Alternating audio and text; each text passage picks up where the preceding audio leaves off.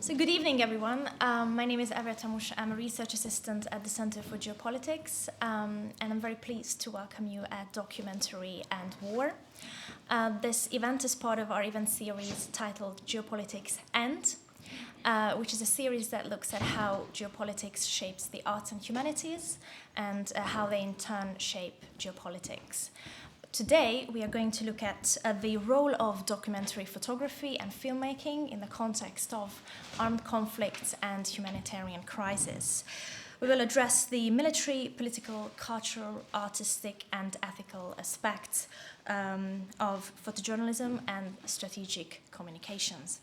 Our speakers will approach the topic from theoretical and practical perspectives as well.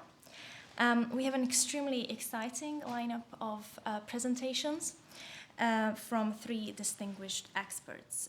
Each of them will talk about their work and perspectives, and then my colleague Susan Rain will have a short conversation with them, a roundtable, which will then be followed by a Q&A session. We will open the floor for your questions. Without further ado, I would like to introduce our speakers. Anastasia Taylor-Lind is a photojournalist and a poet. She has been photographing and writing poems about the war in Ukraine since it started in 2014, and her book, titled Maidan Portraits from the Black Square, documented the 2014 Euromaidan revolution. In 2023, she received the Canon Female Photojournalist Award for her long-term reporting from eastern Ukraine, and over 100,000 people visited her exhibition, Ukraine Photographs from the Front Line, at the Imperial War Museum. Anastasia is a National Geographic Society Explorer, TED Fellow, and 2016 Nieman Fellow at Harvard University. Her first poetry collection, titled One Language, was published by Smith Doorstop in 2022. James Langan is a currently serving Royal Air Force officer. He was commander of the UK Ministry of Defence's combat camera team during the Kabul evacuation in 2021 and the evacuation of Sudan in 2023. A storyteller tasked with capturing and sharing the accounts of Afghans and UK military personnel, ensuring their experiences were heard and understood. His content has received significant international attention, with his stories featured on the front pages of various newspapers and across leading global outlets. Most recently, this work was used in the award-winning three-part series Evacuation. His research interests include Russian and Taliban information operations and disinformation. In 2023, James was awarded a fellowship at the University of Cambridge.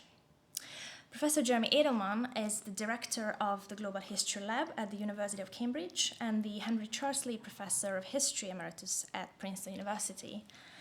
The author and editor of a number of books about Latin America and world history, his most recent works include Narratives, Nations, and Other Word Products, Inventing the Third Word, and the forthcoming Depending on Strangers, Arguments about Global Integration since Adam Smith, which will be published this year with Princeton University Press.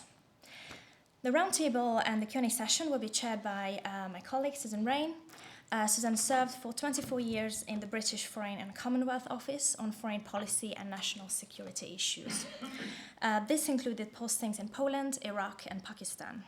She specialized in counterterrorism, holding a number of senior domestic appointments, including head of the Joint Terrorism Analysis Center from 2015 to 2017, and she was a senior member of the UK Government Assessment Community. She is also deputy chair of the Board of Trustees of the Imperial War Museum and the trustee of the Royal United Services Institute.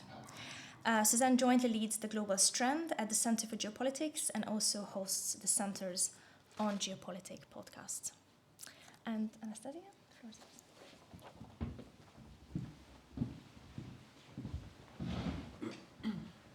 Hi, it's so lovely to be here with you all. Thank you for the invitation.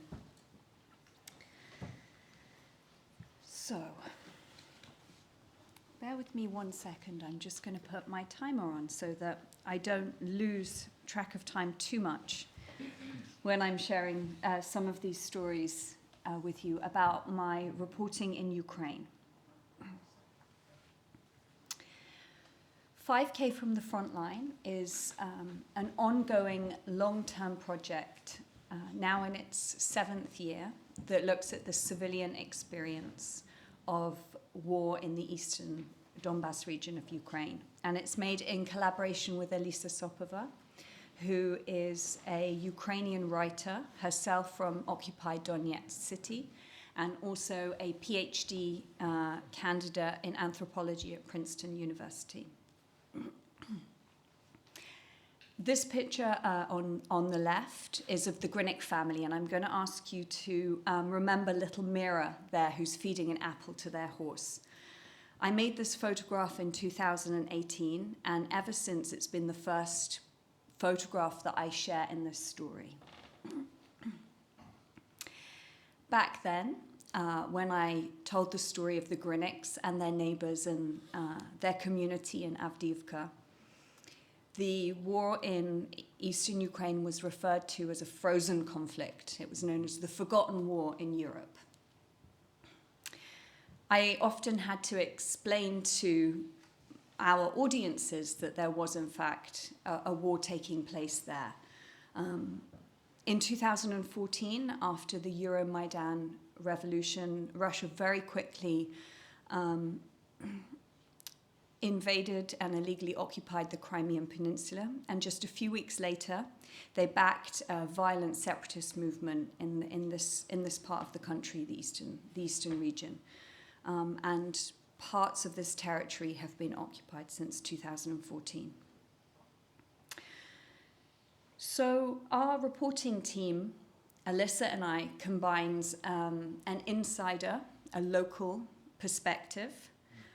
Alyssa is from this community that we're documenting, and an outsider, foreigner perspective. While I've been working extensively in Ukraine for the last 10 years, I always have the privilege of coming home to the UK where I'm based. So two very, very different ways of looking at our projects. And we're both freelancers. So we started this project without any assignment or commission.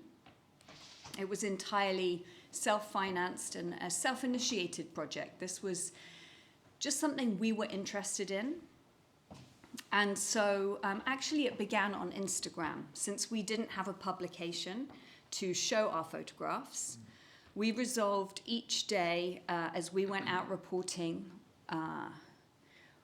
always within 5 kilometers of the front line, but often within 50 meters, or even in the gray zone, where people still lived back in 2014, 15, 16, right up into the full-scale Russian invasion.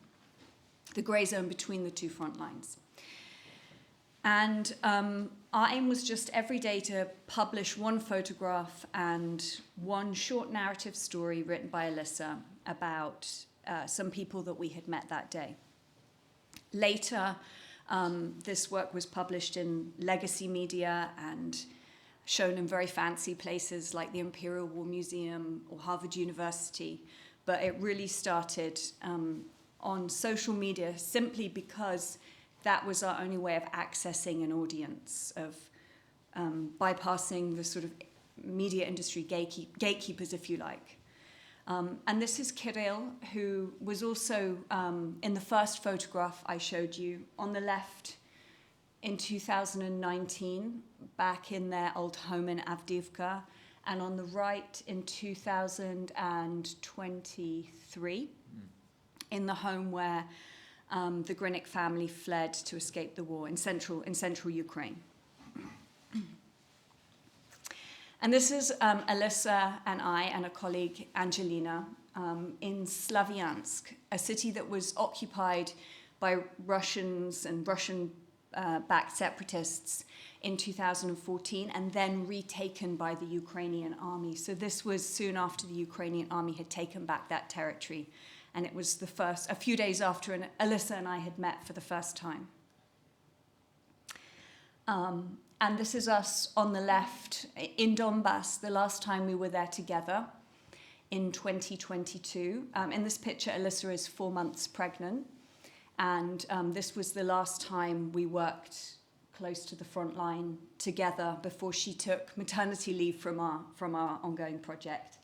And here on the right, just this past September, visiting the Grinnik family. This is Kirill and Miroslava feeding the apple to the horse, and little Alyssa, another Alyssa, saying goodbye to us as we left after spending a few days with the family.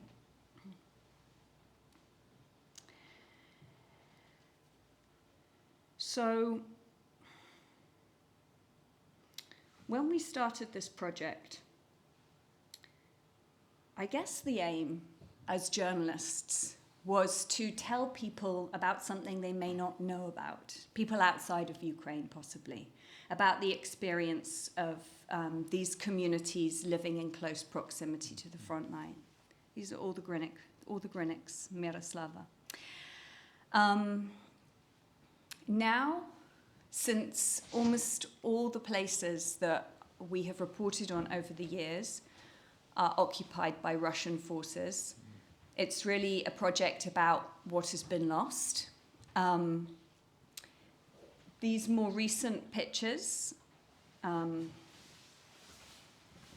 made this year, this is Olya Grinnik with her nephew, and his T-shirt reads in Ukrainian, "My father serves in the armed forces of Ukraine." So really now the project is about this place that most of the people from this community can't access anymore, and nor can Alyssa and I as journalists.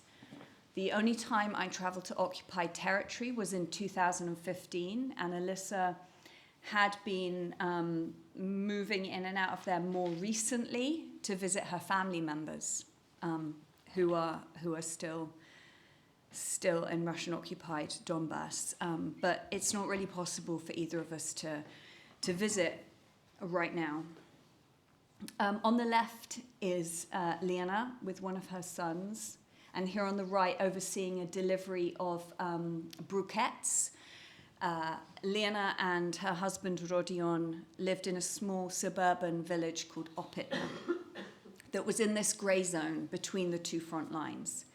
And for 8 years until 8 or 9 years until Opitna was eventually occupied, the village had no electricity or running water or heat. And Rodion here in the center and Lena stayed because in their mid-50s, they were the youngest members of their community. And one dirt road that had been or track that had been made by Rodion's car, you can see here on the left, connected the village to the outside world. The nearest town was Avdiivka, and Rodion was the only person in this village who had a car. So the 30 or so elderly residents really depended on them to stay alive. And here you can see the two of them in 2021, during the COVID pandemic, doing house visits during the winter.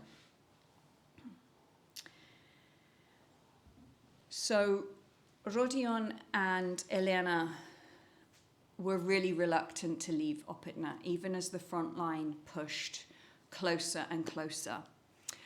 Because, as Lena put it, there were people there who even depended on her to cut their toenails and who would take care of them if they left. And this is a common theme of people. You know, it's very easy from the outside to say, my God, isn't it crazy that you would stay in a place like that? Why would people do it? And even I had a lot of that judgment when I first started reporting in Donbass. And then I realized, of course, that, there's often a chain like this that there's a neighbor who needs to be taken care of, or someone's mother refuses to evacuate, so the son stays, and that means his wife does, and their daughter. So these sort of chains of connection that keep people staying in this place. And Alyssa and I also believe through this, it's 10 years now that Alyssa and I have been working together as anthropologist, photographer. We really believe this is an act of resistance. Like, otherwise, why would people keep walking the same path to dig up their potatoes when it could potentially kill them. And there's a lot of narrative, especially around the war in Ukraine, that uses this word resilience. And we have a little, just Alyssa and I have a little, I don't know, it feels a little icky or sticky. Because I think when we describe people as resilient, it becomes easier to believe that their fate is inevitable, that perhaps their suffering is a little bit more okay because they're resilient. And we've come to see this as active resistance against violence. This is Lena in the center, having the bandages changed on her back and her right buttock after she was eventually very seriously wounded by shelling in her backyard in Opitna. And actually, when we visited her in hospital in June 2022, we were we are a little more familiar with the people that we report on these days after having spent so much time with them. So Alyssa and I describe the people in our photographs as the protagonists of our journalistic reporting, but also as our friends. And so Alyssa said quite sternly to Lena, you know, I thought you might have ended up dead. So please tell me now that you're not going to go back to Opitna after this has happened. A piece of shrapnel missed her spine by millimeters. Lena said, no, of course, girls, don't worry. We're not going to go back there. It's getting really noisy. We'll stay here in Pokrovsk, and we'll just drive back to Opitna on Friday night, spend the weekend taking care of all the babushkas and diedushkas there, and we'll come home on Sunday evening.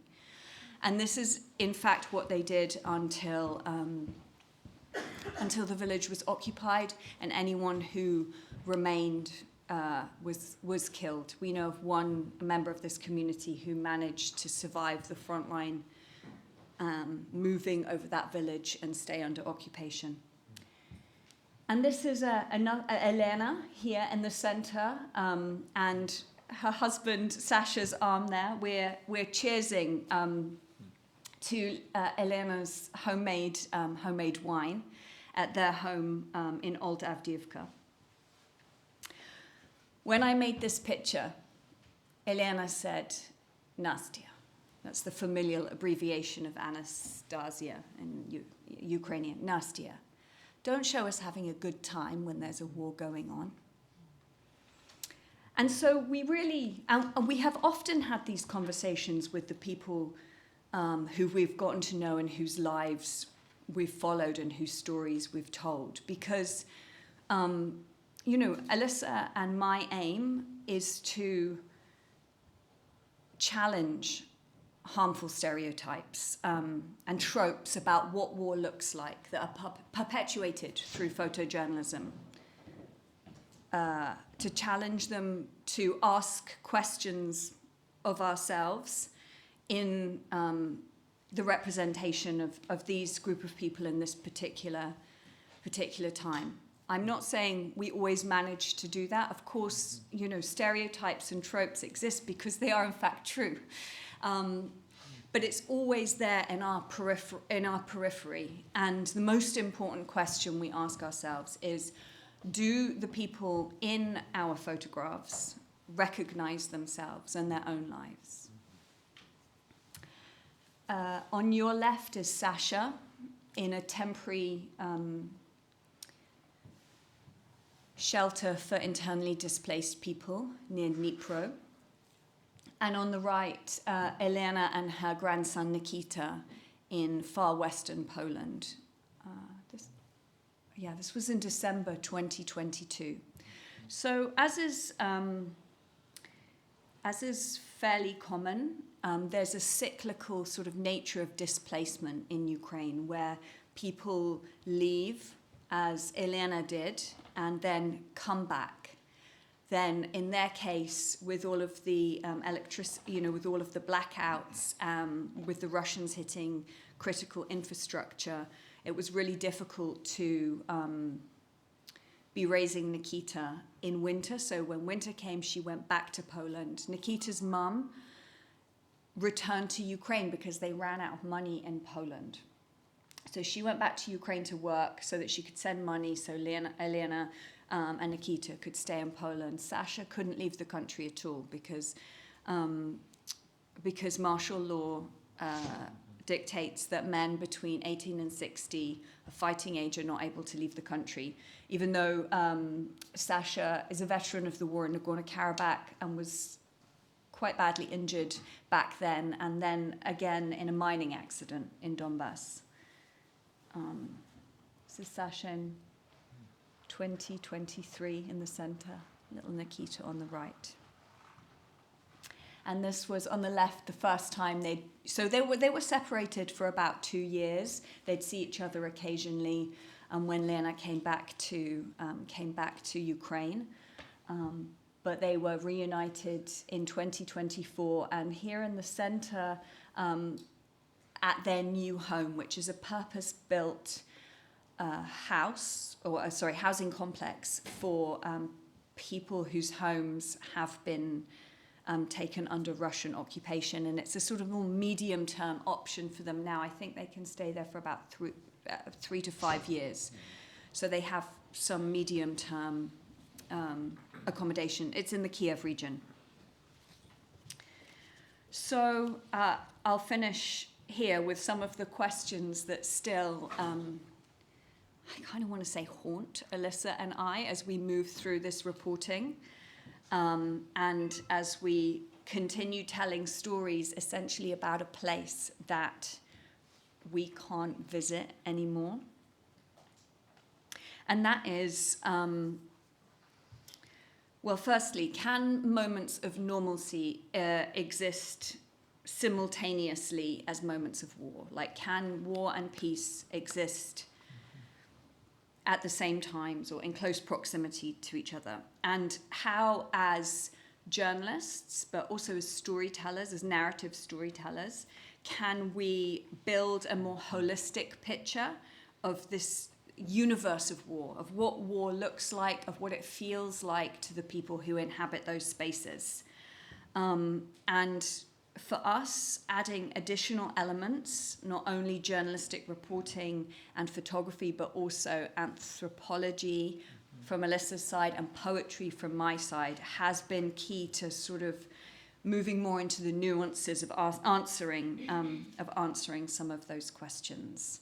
And here is Olga Grinnik, The Family with the Horse. On the right-hand side, 2 summers ago, and Mira, the little girl holding the apple to the horse on the left, with 2 of her cousins. One of the specific but also very universal experiences of this one family is that there aren't any men left anymore. This is a family of women in central Ukraine because slowly, since the full-scale invasion, each male member of their family has been conscripted and is now fighting in the Ukrainian army. Thank you so much for your time and attention, and I'm going to hand you over now to James, just as I also switch over these laptops.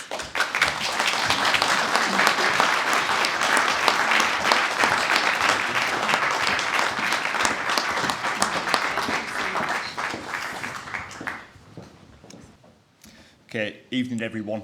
Thank you for being here. And Anastasia, thank you. That was really, really insightful. For my 15 minutes, I'm going to talk through my time of the period of August and September 2021, where I was the British military's commanding officer of our strategic communications team on the ground in Afghanistan. And as grand as that sounds, this was actually the reality. We were a 2-person team. Many of us, I hope, will never know war or conflict or have to experience it. Perhaps some of us in this room have. But to many, that is just what you see on the news or on your smartphone is nothing more than an abstraction. And practitioners like Anastasia, my colleague, the other half of my team, Ben, and I, our job is to how do we curate this content in a manner that still respects the dignity of the people's stories that we're trying to tell, but to ensure that we can shape it correctly, that it does get to your screens and you can see the stories of these people and we can gain traction of the stories we're trying to tell and the empathy that we're trying to build. When we'd initially gone there, we didn't expect the situation to precipitate as bad as it did. And when we arrived, we were not prepared for really how fast the situation degraded. And this probably started with scenes you were seeing on your TV screens back home, which was desperate Afghans who wanted to flee the Taliban so much that they were prepared to cling on to the bottoms of aircraft and fall to the death rather than stay in the country. When we arrived at the end of July, the situation, even as early as the 14th of August, it looked quite similar to the picture that you're seeing on the left. And we were still being told 13th, 14th of August, worst case scenario, perhaps in months and months' time, the Taliban may get to Kabul and Kabul will survive as some sort of city-state. But the reality on the 16th of August wasn't that small dot of orange territory you can see there in Kabul. It was actually the entire base was surrounded by the Taliban. And we weren't speaking with the Taliban. This was at the intersection of geopolitics and documentary, the summation of 2 decades in Afghanistan. I'd grown up with this, really within the DNA of the military, which I've been in for over 12 years at that point. It's part of just the inherited culture of the area where I was from, which was a heavy recruiter for the military. But most of all, this wasn't our country. This was another country with people we promised that we were going to help and rebuild their country if they supported us. The consequence was that at the end of these 2 decades, we were withdrawing and the very adversary that we'd removed were now coming back to power. We had a number of concerns. One was that the content that we were gathering and the intent was that in a divisive age that we were in, it's a serious issue when you're proposing bringing thousands and thousands of refugees who don't necessarily look like a lot of us to our country, that there will be a lot of disdain for this within the British people. A second concern was that our content would become a mnemonic for a precipitating mental health crisis among veterans. So we had to ensure that amongst this absolute catastrophe, we could find the micro-narratives and the good news stories to demonstrate the people that we were getting to the United Kingdom. You can see very early here, and this was the very morning that the Taliban had surrounded our airbase, that the media were already drawing comparisons to the fall of Saigon. But again, our job there as practitioners of strategic communications was to tell the truth, but specifically because we are British military, not entirely the whole truth. We don't lie or we don't deceive, but we do tell the stories, the good news stories of the people that we're trying to get out. The reality was that people weren't just hanging to the bottom of aircraft, but outside of the one hotel the British were using to evacuate people, you had crowds stretching for miles of tens and tens of thousands of people who were prepared to crush each other to death, dehydrate, and die in those crowds for a chance to get to the front of that queue on a possibility that they may or may not get to the United Kingdom. Many did not. But despite the age that we're living in 2025, what was 2021 at the time, an image is the lowest form of information transmission, but it is still the most powerful. When I teach strategic communications, and I teach this around the world, I always argue that you still need narrative with every image that you produce.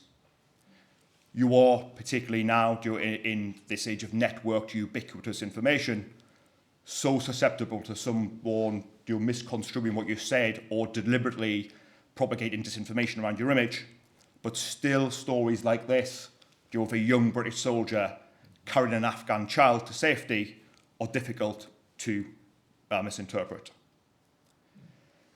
Another issue we have to accept is that as archivists, as photographers, as documentary producers, for every story we do tell, for every good news story, there's many hundreds, thousands even, that cannot be told. In that sense, the stories we do try and tell are authentic, but we are choreographing the stories that can be seen. How we shape our content, it requires an admission that our intent is to build an empathy in domestic audiences, but that requires us to commodify the trauma of other people, to take their lived experience and to shape that for commercial mediums, so then that can be consumed by domestic audiences who will empathise with the struggles of the Afghan people.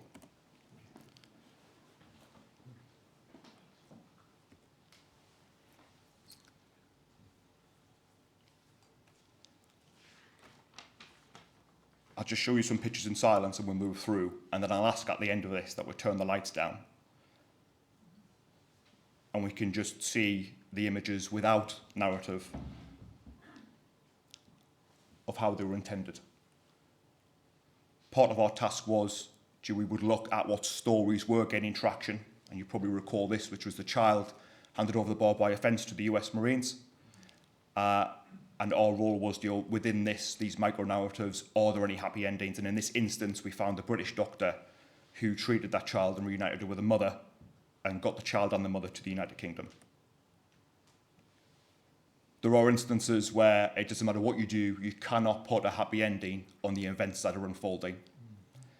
And within this, we're not just observers that are telling stories, we're also participants watching history unfold before us as we try and curate these narratives. When you look back, it may seem like a straight line, but that is not determined at the time when you're there on the ground. And in this instance, on the 25th of August, we were targeted by a suicide bomber which killed 180 people. It detonated in this canal here where Afghans were queuing for days and days in a sewer at the chance of getting to the United Kingdom.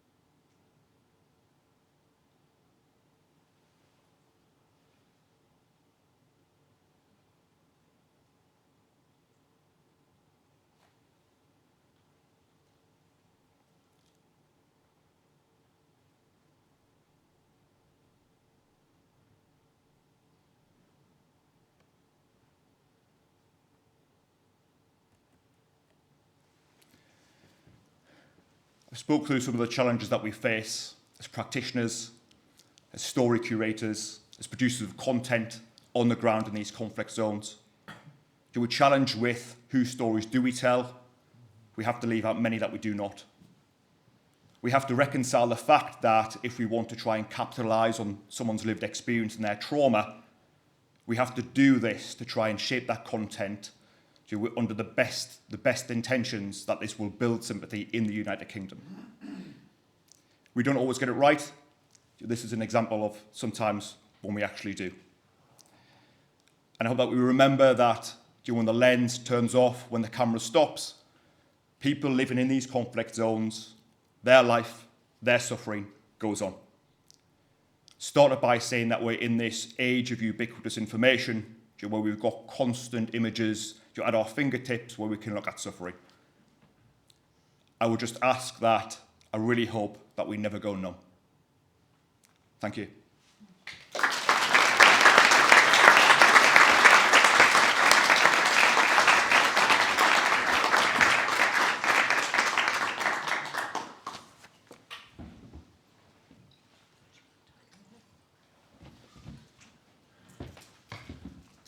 If Anastasia were to lend me her phone, she might not get it back. So I'll watch my watch. Okay, so Jimmy, help me out here. There, I think I got it. Good, thank you for setting this up. Actually, I'm very tempted to be brief so we can get into a conversation after two such powerful presentations.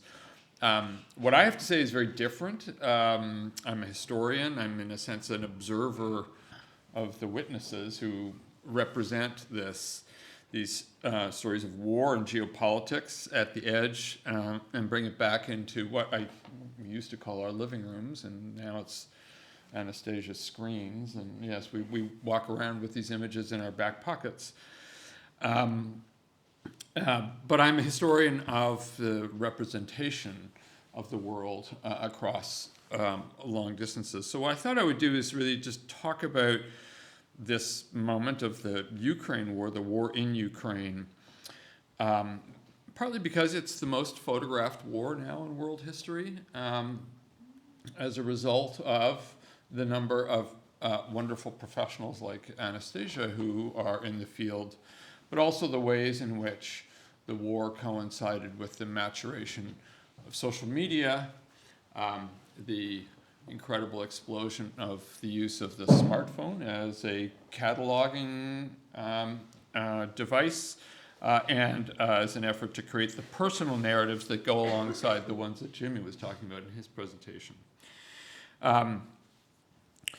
I want to really just pose one dilemma, which is about the temptation to see in photographs, and both Anastasia and Jimmy talked about the problem in a very personal way, but the temptation to see in photographs, or to find in photographs, a certain fixity or certainty about what it means, and what the war is all about.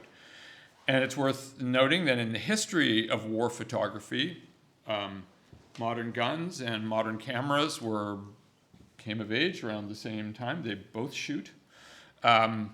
That by the 1920s, with the arrival of what's called photographic objectivity, there was an effort to try to use images of war as a way to put an end to war, most famously captured by Ernst Friedrich's efforts of war against war, using and weaponizing photos to bring about world peace. Fast forward 50 years, of course, in the midst of the Vietnam War, which is, in a sense, just to borrow Anastasia's verb, haunting us still, because it created a set of scripts and doubts about how photographs were being used in war. And Susan Sontag herself would say, in a set of immortal essays that were brought together in a short volume called On Photography, raised certain questions about the use and abuses of photography during the Vietnam War. And she sowed seeds of doubt about something that Jimmy has brought out, which is about the role that photographs play in creating empathy between the viewer of the photograph and the subject of the photograph. Can we have empathy for those who suffer on the other side of the screen? So there's a tension then between the apparent certainty of what the photograph is capturing and anxieties and doubts about what it all means. So I'm going to raise a set of questions about this. And I should say the certainty, as I'll end with, has gone in so far that collecting the kinds of photographs that, for instance, Anastasia has been producing are now deeply part of a legal process of bringing the Russian government to trial in The Hague for crimes against humanity and for war crimes. And photographs have been essential to the creation of the legal cases against them. So I'm just going to raise some questions about this tension. One of the tensions is about how to make sense of this war through a set of, and I'll use photographic metaphors, framings or narratives, scripts. These have come up already in the discussion. And I'll run through some of the familiar ones that we talk about. And the war produced, in a sense, a cacophony of narratives, clashing narratives, rival narratives, trying to make sense of this, that defied the ability to bring clarity, despite the absolute clarity of what is actually on the screen.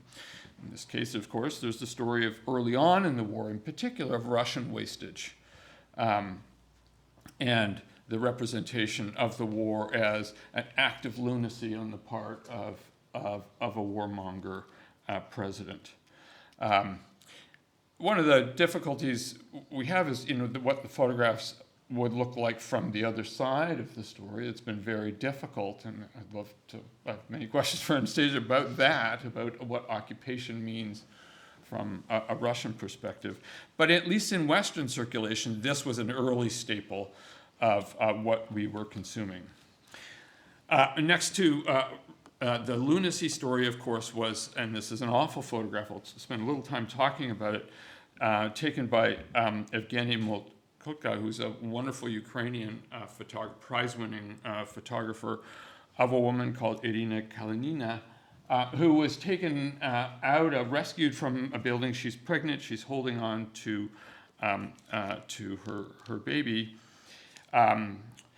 Moltkotka takes the photograph at the time, goes off, only to discover sometime later that rather than a photograph of rescue operation, this goes to the enigma or the ambiguity of what the photograph is, which is what he thought he saw through his viewfinder.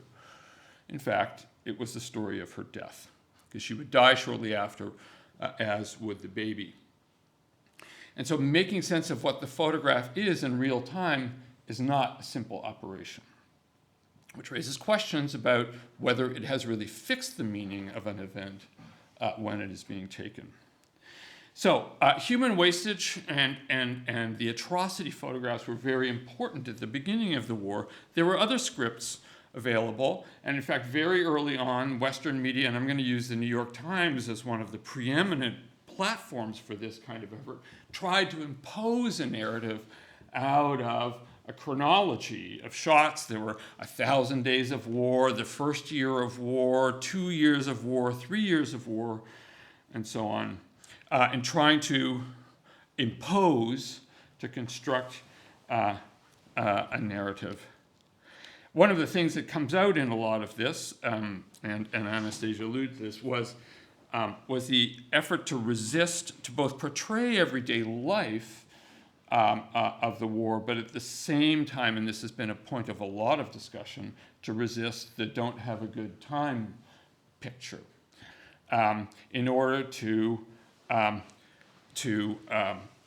focus on, in a sense, the senselessness of the Russian effort and the sacrifice of the Ukrainian response.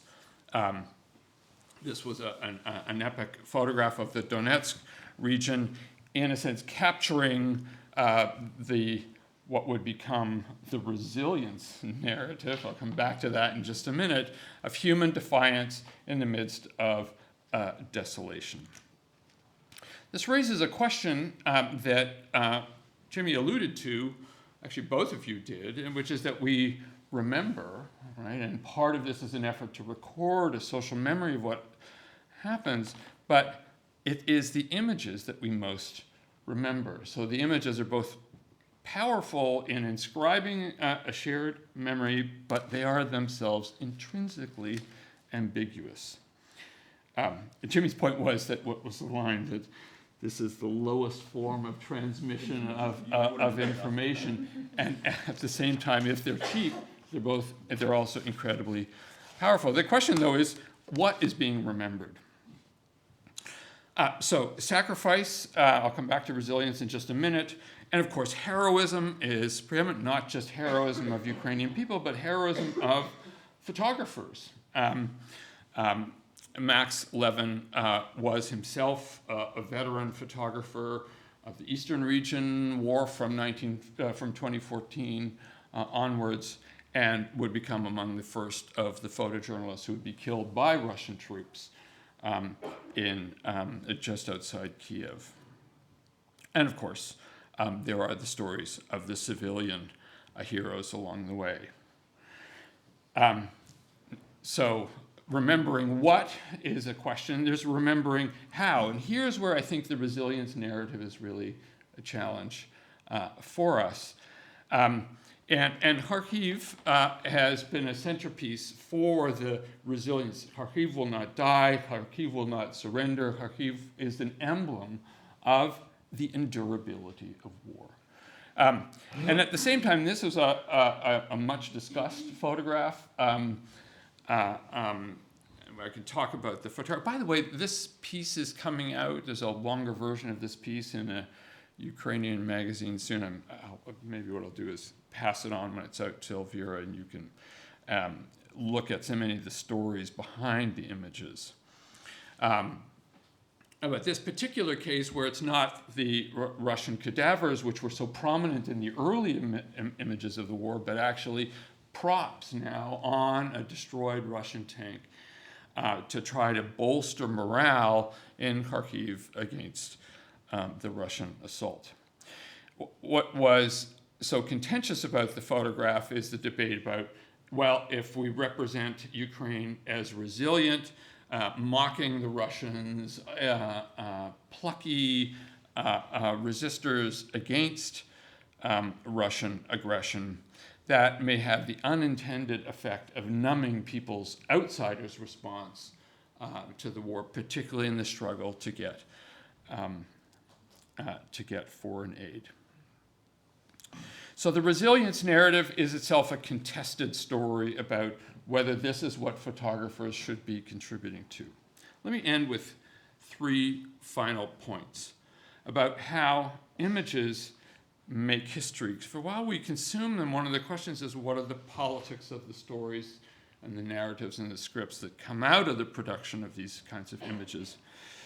Well, one is, and I'm going to just leave this up on the screen briefly. This is another work of perhaps one of the great celebrity war photographers of our day, Lindsay Addario, who's shooting for the New York Times. This is early on in the war. This is in Bucha. This is the corner of Yablonsky Street, where some of the worst atrocities were taking place very early in the war, when the Russians are advancing and stalling on the outskirts of Kiev. And Addario walks around the corner with her team. She's got a handler and someone else with her supporting her, and sees the small Ugg boots on a child and realizes that civilians are being shot in the streets. What is interesting, in a sense, some sense, horrific about the photograph is very quickly the photograph got enmeshed in a debate about fake news. And we can go into the uses of the ways in which uncertainty about photographs was getting weaponized to challenge the justification for Western support for the Ukrainian war effort. But very quickly the media moved in, and this has also now become a ritualistic practice, to justify and catalog the ways in which the photograph itself was taken. PBS, Frontline, a whole alliance of news making firms and institutions put together a documentary about the making of this photograph alone, which, as you'll see in a minute, has enormous importance for the legal cases in The Hague. So here is a case in which the photograph provoked the need to verify the photographic verification that atrocity had taken place. At the same time, images were being used as evidence in the developing legal case against the Putin regime, including satellite images. I don't know whether some of your aerials, that now cameras they're all over the place, right? They're not just there, they're monitoring us, and actually the previous image of Addario's shot from Yablonsky Street, it was CCTV footage that was instrumental in proving that Russian troops had in fact killed this group of civilians. And you could see in the photograph, even their little trolleys and their backpacks are still with them. But satellite images were being used now to add to the case against the Putin regime, to make justice using images out of an unjust war. I will end just on one. So the search for certainty in the photograph, while at the same time that certainty is eluding us. I'm going to end on one last case having to do with Bucha. And since this is the Center for Geopolitics, I thought I would kind of bring it back to the larger themes. That there is now emerging a question about whether the Bucha photographs and the atrocities of early in the war have turned this war into a perpetual one. And that is that we now know that in the middle of the Bucha massacres. Conversations were happening in Belarus and especially in Turkey between envoys from the Ukrainian government and the Russian government about a truce. This was just weeks into the aggression. The Bucha photographs had the effect of mobilizing Ukrainian and Western public opinion to bolster Zelensky's resolve in a moment in which Zelensky, it now appears, was willing to strike a deal to prevent the perpetuation of the war. And once the photographs emerged and circulated and aroused such a public furor, it then became impossible for Zelensky to strike the deal that would have put an end to a war. So one of the horrible potential tragedies of the images is that the images of tragedy themselves wind up perpetuating a conflict that, of all the illusions, going back to Ernst Friedrich's effort that photographs could be mobilized to put an end to war, here may be an awful case in which it had the complete opposite effect. Let me end there. Thank you.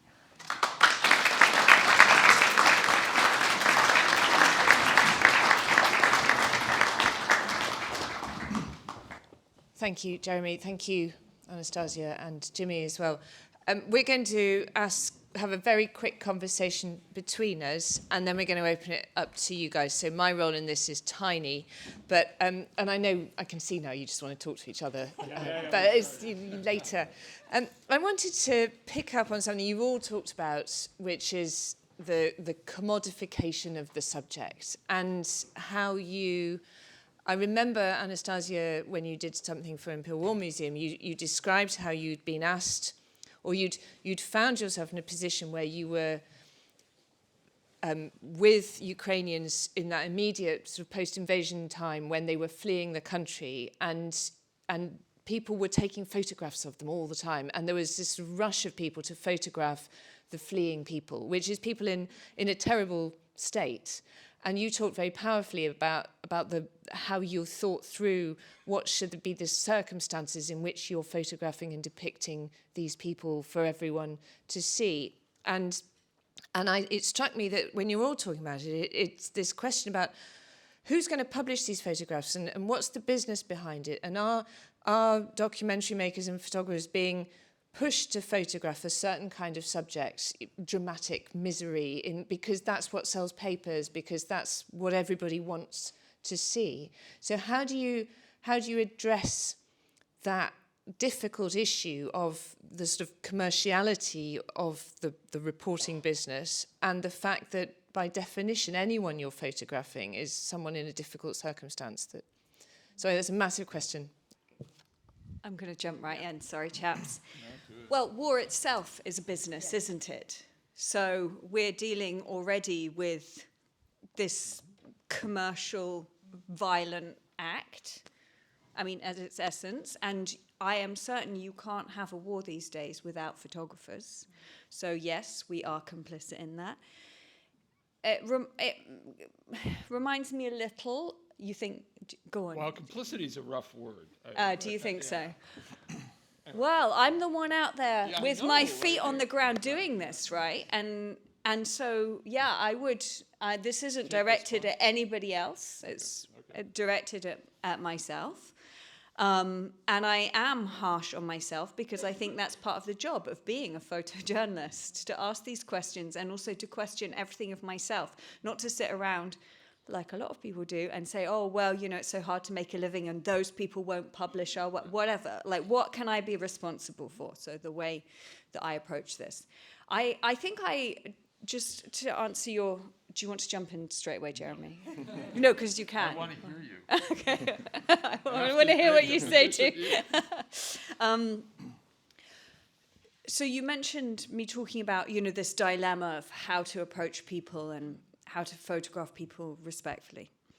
And I have, since I gave that talk, had a very interesting experience, not one that I would have chosen for myself, but one that brought with it a lot of gifts. And that is that I was injured in a Russian missile strike on a civilian target. I believe more than 95% of Russian missiles fall on civilian targets. And in this particular strike, 13 people were killed and 60 people were injured, a direct hit on a pizza restaurant, including my translator, Dima, and I. And Adima and I were photographed by photojournalists in the aftermath of that missile strike, coming out of the building, bloodied, making our way to the hospital. I have no recollection of being photographed. In that moment, I mean, we're still trying to, in that moment of absolute bodily sort of pain and fear and I guess immediate trauma, I have no recollection of being photographed, but I am glad that those photographs exist. And that has been my experience with most of the people that I've photographed who I've then revisited, that they thank me for the pictures that I made, even the ones that were made in places like Bucha in really difficult moments, that the existence of those photographs means something to those people. And yeah, so I just wanted to add that so my perspective changed. And of course, it can't it, as we move through life and have different experiences, they will very dramatically.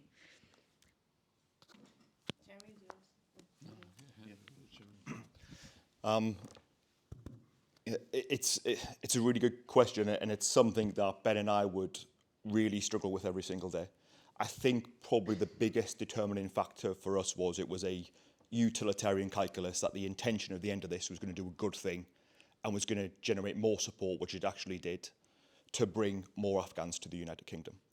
And we'd said and we were told that we were not to curate any content or deliberately choreograph, but I'll just give you an example of sometimes how you might be in this dilemma and it's not easy to do. There was one instance where a family had come through the image of the aerial crowd I showed you, so you're talking probably 2-3 days of very little water, no food in 40-odd degrees heat, and they're lucky that they made it through, and they'd been beaten by the Taliban at the very end of the queue, so they came in incredibly distressed.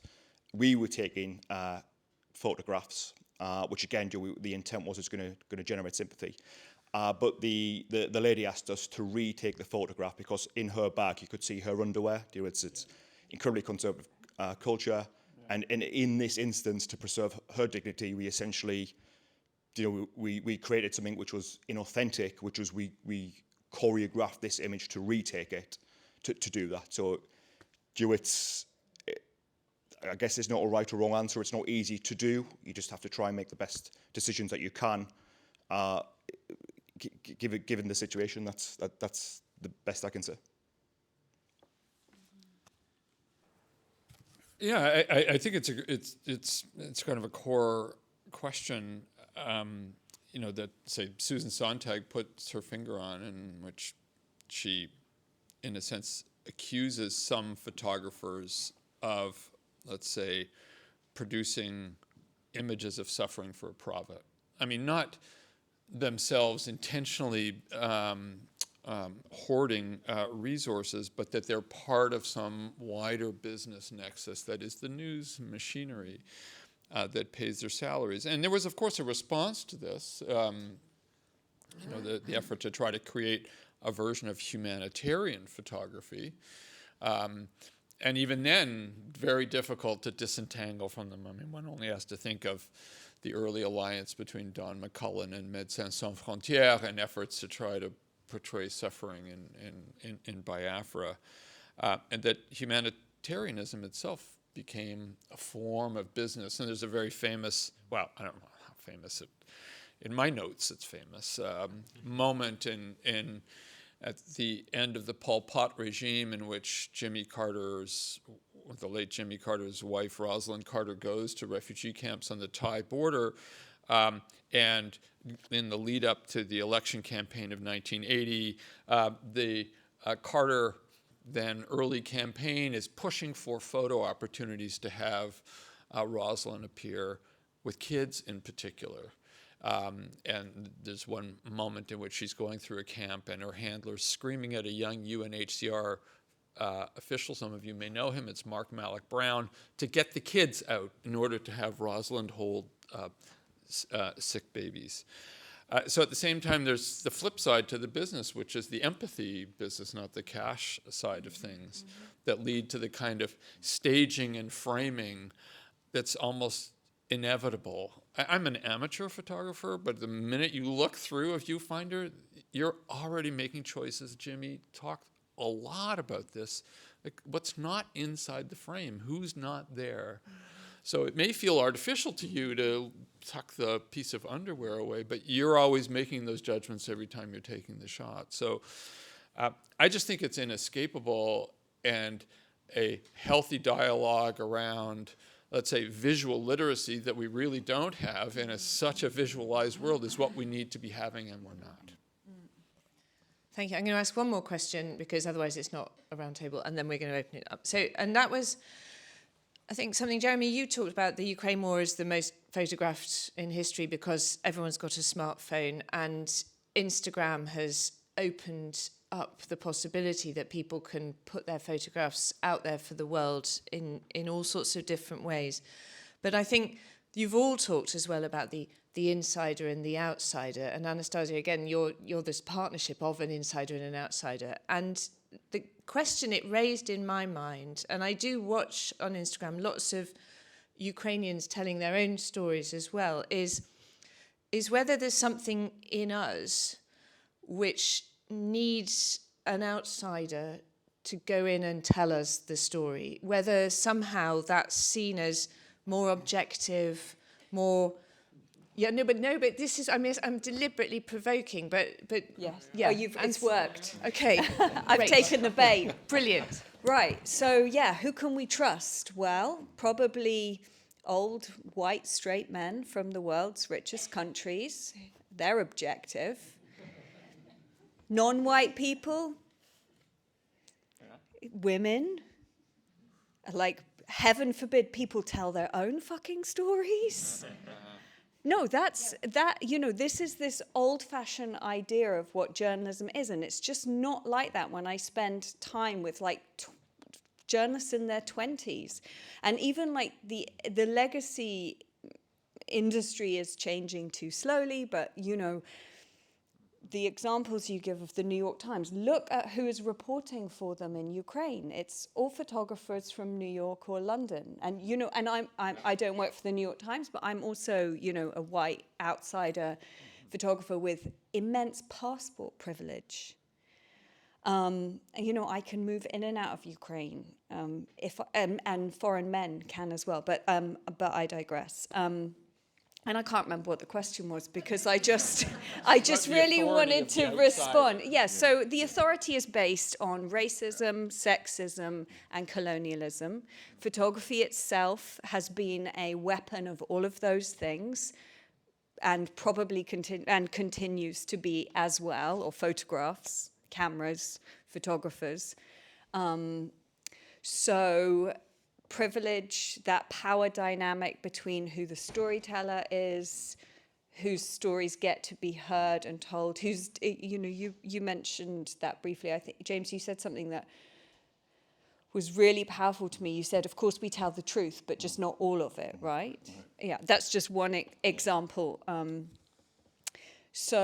then whose pictures get seen and in what context, and whose pictures do we end up discussing in fancy academic forums like this, because whose work have we been made aware of, because who's celebrated. Zhenya Malaletka winning the World Press Photo Award for that series from Mariupol really elevated he's an amazing photographer, came of age, like the whole generation of Ukrainian photographers during Euromaidan, and worked in Donbass since 2014. And that platform for his work, and also him, and for him to share his stories about the making of those pictures, means that we are able to access that picture and have a discussion about it. So there are so many layers of exclusion and privilege when it comes to who the storytellers are. If you look at the UK as one example, of all the leading journalists, this isn't just photographers, but of the leading journalists in the UK, 51% went to universities. Guess which ones they are. Sorry, guess which ones they are. This one and Oxford. So we have a massive.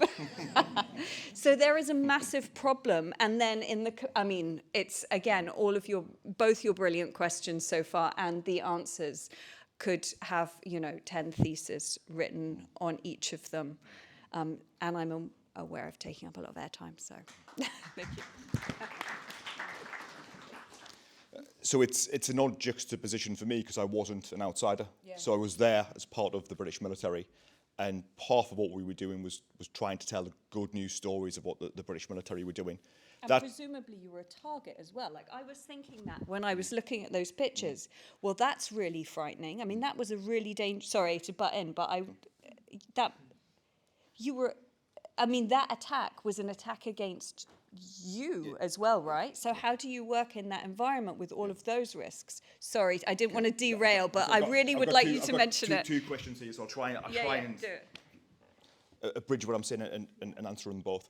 So being an insider didn't actually make it any easier than if I was an outsider, because as soon as we took out a camera, British military were incredibly distrustful, and the guys on the ground who we needed to tell their stories initially didn't want to be on camera.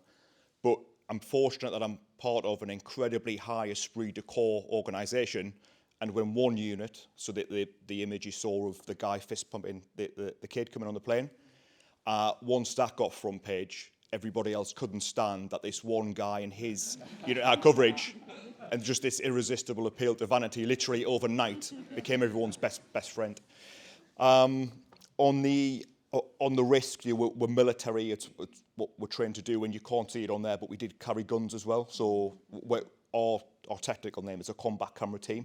So we would engage in combat if necessary. But the suicide bombing was deliberately to target us. It just happened that Afghans, by the language of ISIS-K, were collateral damage. The intended target was Western forces. I know you're military, and generally there's some risk involved. But you were military inside Kabul airport that was surrounded by the Taliban as Afghanistan was falling. Like, surely even by your book, there's slightly elevated risk to normal, right? I don't want to downplay it. That's like a lot to then be creative and to be thinking about what stories you're telling, while, as you say, you are also being directly targeted. Yeah. So what the military is very good at is processes, and we have what we call actions on, which are essentially contingencies for pretty much everything. So it's not my first Afghan tour, but usually when you're trained to deploy somewhere, you'll have around 6 months of preparation where you cover everything, and it just becomes reflexive, whereas if something does happen, you just sort of a muscle memory, you know what to do.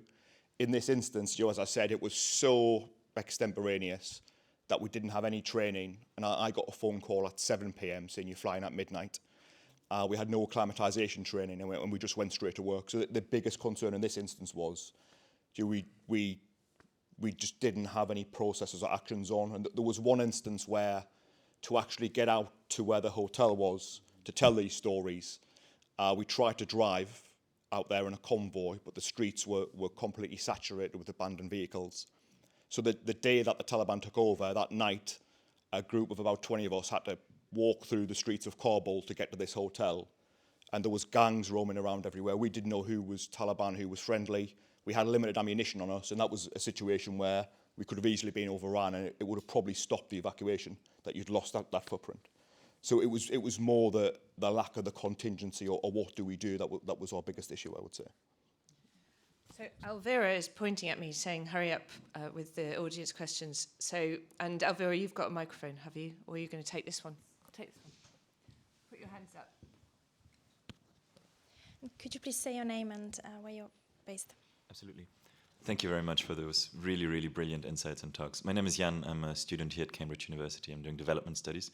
And I kind of want to follow up on your last question, because I think for somebody who is in development, conflict, these kind of things as an academic, and things about trying to maybe shift into photography and documentary filmmaking, is there a need for another Western gaze of the world? And how do we kind of mediate that? Because there's still the fascination of a lot of young people wanting to take pictures, and we think it's important, but then post-colonial education also tells us maybe it's not. And I'd really want some reflections on that.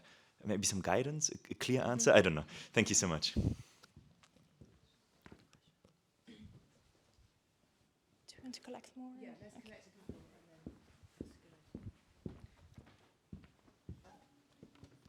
Thank you. Jack Ellis, a PhD student here at Cambridge. I really enjoyed all your presentations. Jimmy, yours made me reflect a bit on the sort of politics of control and democracy. You were working for the British government and pursuing political goals that in a normative sense I agree with. You know, wanting to tell stories to build empathy for refugees, that's all good. But in the current context, and my mind is drawn to the war in Gaza, how do we think about the responsibility of citizens in a democracy to demand more objective press access to conflict zones where you see the Israeli government using a constriction of press access to push certain narratives, the absence of that? And I guess what I'm looking for is what reflections do you guys have on the responsibility of all of us, citizens in democracy, like the Israelis, to demand more objectivity from the government or more access in these scenes of conflict? Thank you. Should we do those two and then we'll come to you? Well, I watched Anastasia have a strong reaction to the first, so go. Can you remind me of your name again? Was it Lars? Jan, sorry. Jan. You have to do what, you know, your soul and your heart tells you to do with your life. Like, we all have to do that. So less head, more heart, more soul. If you think that you might need to be a documentary filmmaker or a photographer, that will become apparent to you and you have to do it. And I love academia. I've spent a lot of time with one foot in it, and twice in my sort of the time of my career, I've taken a step back from working as a photographer altogether to be in an academic setting. So you're right to be asking those questions. And at the same time, like, art and creativity and storytelling and changing the world happens in doing. So I just want to encourage you to sort of lean into that. There will always be a million reasons why someone shouldn't become a painter, a poet, a storyteller, a writer, or anything creative, but there will always be reasons why you should too. And I think we all have stories that we can tell. Like now, when I get asked, can you go to Rwanda, for example, and tell a story there? For the most part, I say, no, I'm not the right person to be telling that story. I haven't told a story on the African continent, I think, since about 2012 or 2013, because I don't think I'm the right photographer to be telling that story. And so I suggest people who would be better at it. That doesn't mean necessarily that I would never work there, because I have a set of expertise, particularly around conflict and medical training and hostile environments training and 20 years of experience, that may mean that me as a particular photographer may, you know, be able to work. I just give that as one example. But like any creative person, not just photographers or filmmakers, but writers and, you know, every creative person, like once we figure out who we are, then we can find out what stories we can tell. And there's no rules about that. Certainly not. If you hear the voice in your head that says should, you know, that should or ought to or stuff, don't listen to that voice. That's not yours. You have to listen to what you feel. Sorry for the long answer. I'll hand over for the second fantastic question from over there. Yeah, and I'll just quickly actually address your question, because I've experienced this from both sides. I've spent a year at Cambridge myself where I've sat in, you know, essentially hermetically sealed classrooms where we've debated theories and frameworks, but I've experienced that the other side where they don't always apply to the reality on the ground. And I think perhaps even calling myself a storyteller is a misnomer. All I tried to do, and what did get the most coverage when I did this, was just provide a platform for Afghans to tell their stories. And that's what was gaining traction. And our biggest stories, all the biggest ones that got the most coverage, weren't actually of British military, they were of Afghan people.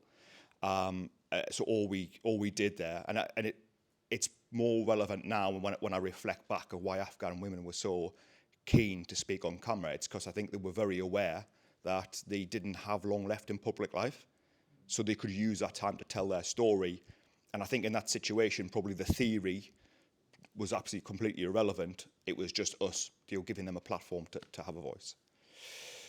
John, on your question, I'm not sure if you saw in there, you might not have noticed, but in one of my photographs, there was a group of civilian, Western-looking civilians around a table, and that was us embedding journalists into our team.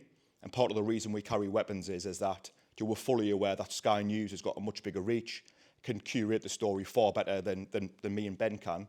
So the best thing we can do in that instance is give them protection and hope that they'll tell a good news story.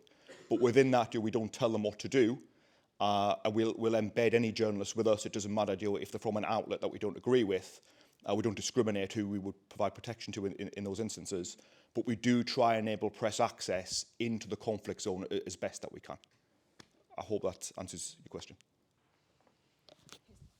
Sorry, can I just add something, and maybe you have something? Like, the Israelis have killed more journalists in Gaza in the last year and a bit than journalists have been killed ever in a conflict before. It's almost 200. So it's not just access in terms of like allowing people across the borders into Gaza, even not on an embed, but it's actually just like not killing almost 200 journalists as well. It's a big question. It's a big question.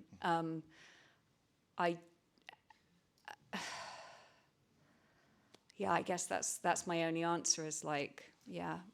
But I think we're zeroing in on a bit of a problem here, and it starts with your insider outsider question, which is that the photographers, both of you included, are part of the story, right? So, and I think this goes to both of your questions. When the photographers are both the observers and protagonists, let's say the illusion of photographic objectivity becomes very unstable. So even the assumption that if we just had more photographs, we could have a truth, right, that was outside history in some way, is trouble. And at the same time, I don't know if you would go this far, but I think one aid might be to demystify the camera, right, which is to say that the camera is just another very, very powerful recording device among many other ways in which we record things. And which is another way back into rethinking the myth of photographic objectivity. Myth is the right word. And I don't see 20-year-old kids talking about it in the same way that I was taught or my generation did. Like the idea of like, yeah, photographic, everyone's like, that like, it's not done. My phone is the screen that I watch history go by and the mechanism with which I record it. Yes. And it flips back and forth, it's all in the same device. Yeah. Big change. Hello, thank you so much for your presentation. My name is Natalia. I'm doing my master's degree at University of East Anglia, broadcast journalism. I'm from Ukraine, from Donetsk region, and my relative and my close friend in Russian captivity. So, as a journalist, now I had fear to be captured by Russian forces during covering the war in Ukraine. And my question to Anastasia, what was your biggest fear during covering stories from Ukraine, from the front line, and how you prepare yourself for possible death or be captured by Russian forces? Thank you. Hi, Natalia. Thanks. That's a great question. Where are you from, if you don't mind me asking? Kramatorsk. Hi, Kramatorsk. I love that city. There's I follow this Instagram account called Kramatorsk Now. It's probably a bit trashy, I don't know, probably you don't follow it, but it's just like an Instagram account for the town that says every time like someone has a car crash or something, or like when the police arrest someone, or if it's snowing, everyone posts. I was just looking at it on the train on the way here. It was like a scene of just like the central square, like completely deserted. I guess there had been some shelling maybe this morning. Yeah, it was just like concrete. It hit the concrete and some. Anyway, I'm sorry about what's happening in Kramatorsk. So, for context, Kramatorsk is still controlled by the Ukrainians, and it's like the main military hub, I guess we would say now, along with probably even more than Pokrovsk, right? And the train station still works. So people can come in and out. Yeah, I understand. Sorry, this is a long answer. I can't do anything shortly because they're all such big questions. And I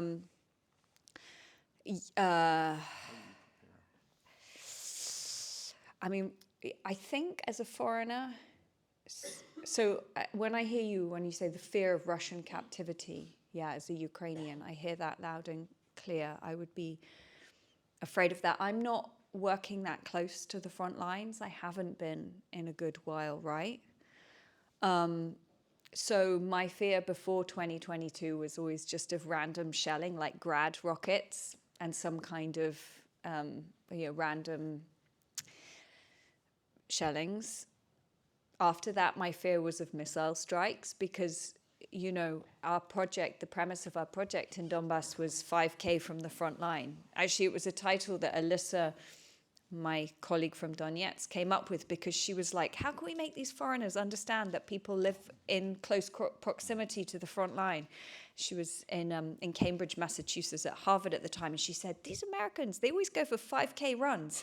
Let's call it 5K from the front line. And they'll be like, oh, that's not very far. I did that this morning. But now in Ukraine, the front line is everywhere. And so I had told myself psychologically how I prepared. Well, if a missile is going to come through the roof, there's nothing you can do about that. I mean, it can just fall on your head anywhere. And I kept telling myself, now the chances of it falling on my head are probably quite slim comparatively. But anyway, it can fall on your head anywhere, as I discovered personally as well, after having thought about it for a long time. The responsible answer, and the quick and the short one, is hostile environments training, battlefield first aid, medical training, not to treat myself, but so that I can treat my colleagues and the people around me. Body up to expensive but effective body armor, helmet, limiting the amount of time I spend in military installations. I mean, I was always like, oh, we're more likely to get hit by a missile if we're in a military base. So 20 minutes in and out, limiting time reporting, seeing a therapist regularly, an EMDR trauma therapist as well, since I was injured, having downtime which isn't always afforded to Ukrainians, where you can be in a space and sleep, where your body isn't what was that noise in the night? So to be able to have a self-care plan that involves getting enough sleep, eating properly. The reason we were in Ria Pizza when it got hit was because our rule was to have one meal a day. Every 24 hours we would eat something, and preferably it would be hot. That was our self-care plan under those circumstances. One meal every 24 hours. We can chat more afterwards. There's lots of things to do. I think it's wonderful that you're here studying, and I really look forward to seeing your reporting from Ukraine once you go back. Okay, so managing time terribly. There's a gentleman over there, and then there's the lady behind.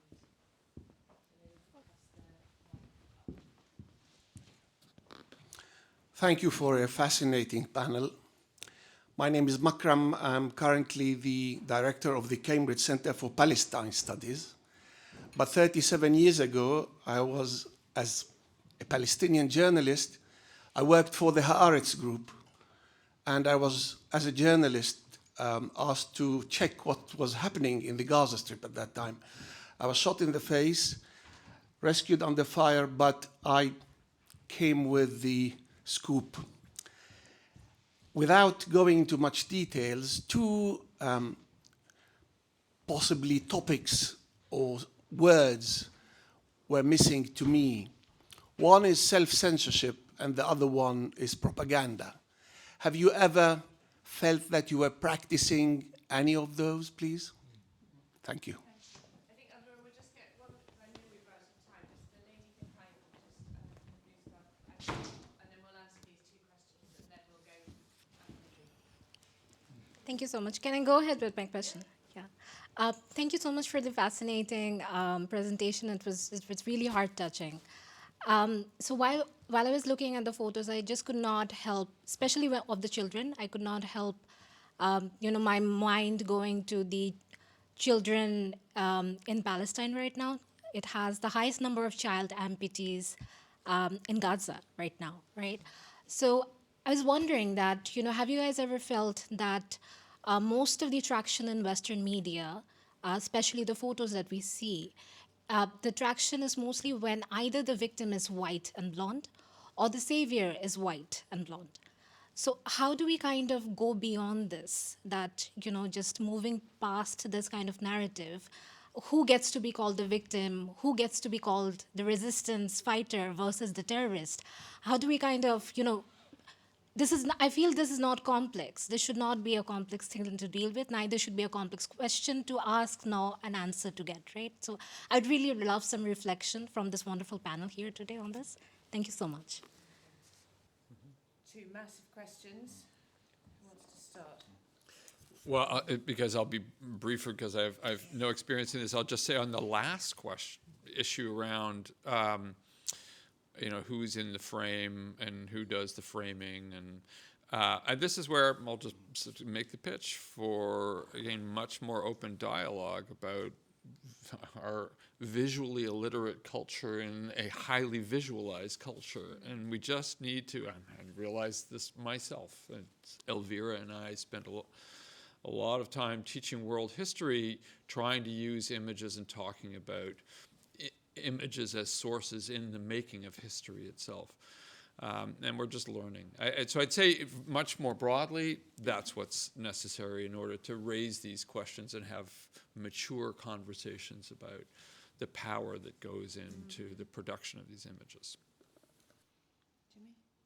Yeah, sure. Self-censorship, yes. Propaganda, no. And I'm not sure that's something, even if we were ordered to do that, we would do, but it's within our strategic communication doctrine that our job is there to inform. I did say we don't tell the whole truth, so we're absolutely selective in the truth that we do tell, but we wouldn't lie or manufacture a story that wasn't true or wasn't happening. In terms of your question about audiences, so our biggest stories were actually about Afghan people. Now, you might argue that the story, the viewers perceiving this as white saviours at the other side, but we have to consider who was our target audience in this instance. And our target audience was people within the United Kingdom that may not be naturally sympathetic to bringing a large amount of refugees into our country. But our biggest stories were of brown women. Actually, our biggest story was of a woman Afghan National Army captain who the Taliban had essentially had a price on her head, and we managed to get her through. And she did what we call a piece to camera, so she spoke to the camera, and we got photographs, and I think we got something like over 20 front pages globally, predominantly in the West, with a single story. So that wasn't a story of a white person. Thank you both for your questions. I promise I will be brief, but they are big and important questions, and I just want to honour them. Fazlisa, I'm so sorry that happened to you. That sounds.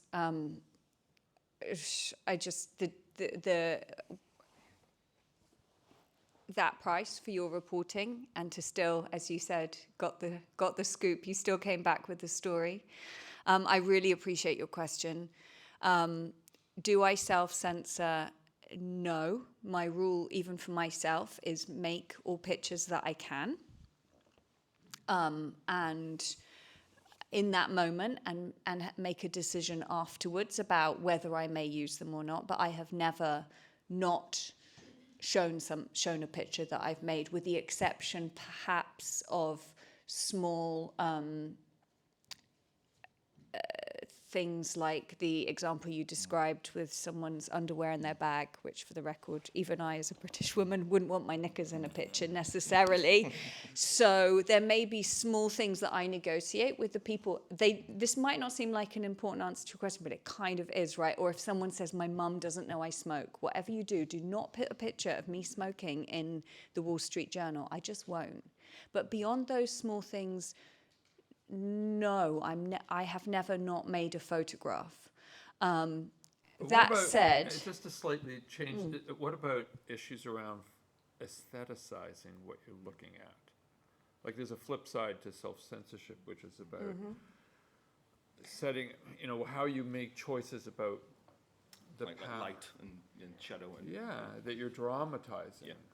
I mean, yes, on one hand, the Susan Sontag thing does ring true. At the same time, my job's just to make an engaging, beautiful photograph. I want you to see what's happening in the photograph, not the out-of-focus water bottle in the foreground and the fact that it's a shitty overhead light. For example, honestly, like... Which is what I shoot. But those decisions are down to craft, right? You know, I don't make necessarily like disaster porn where it's like, oh my God, look at the beautiful intestine. No. But yes, you're right to point in that direction. But propaganda, well, I am only able to photograph on one side of the conflict in Ukraine. I don't have access right now to occupied territories. And almost all of the reporting that we see when you describe Ukraine as the most photographed war in the world is made from the Ukrainian side. Because, right? And I don't know about social media coverage, but I know anecdotally from Alyssa's relationships with people in occupied territories that they're very frightened. They're not going around, you know, really making a lot of pictures or telling their own narratives, you know, about what it's like under occupation. Like, they're really scared. So there are a few foreign photographers who work under very strict restrictions through the Russian military, and the New York Times, as an example, when they print that, are very careful to explain the conditions under which those pictures are made. But as I said, I haven't worked in occupied territories since 2015. But beyond self-censorship or that big question, it's like I worked in Gaza. I have worked in Gaza and Palestine and Israel before. I would very much like to, I mean, I think it's essential that journalists continue to cover what's happening inside Gaza, but I can't get there. I mean, that censorship and those limitations are practical as well, right? And that's really painful. It's really, I mean, just on a personal level as well, it's so painful to watch our colleagues being killed. I mean, people, and also, you know, most of my connections in Gaza are with journalists, and I don't follow what's happening there through legacy media. I follow on social media, following directly those journalists that are reporting from the ground, and I feel that, like, I feel like I'm getting a pretty authentic view of what it's like to be there at the time. I mean, as much as you can from storytelling. I know that was a great question. I'll chat to you afterwards. I appreciate it, and thank you for your question. So I'm sorry we've overrun a little bit, but I think it was worth it. I'd like you to join me in saying a big thank you to our three brilliant panellists.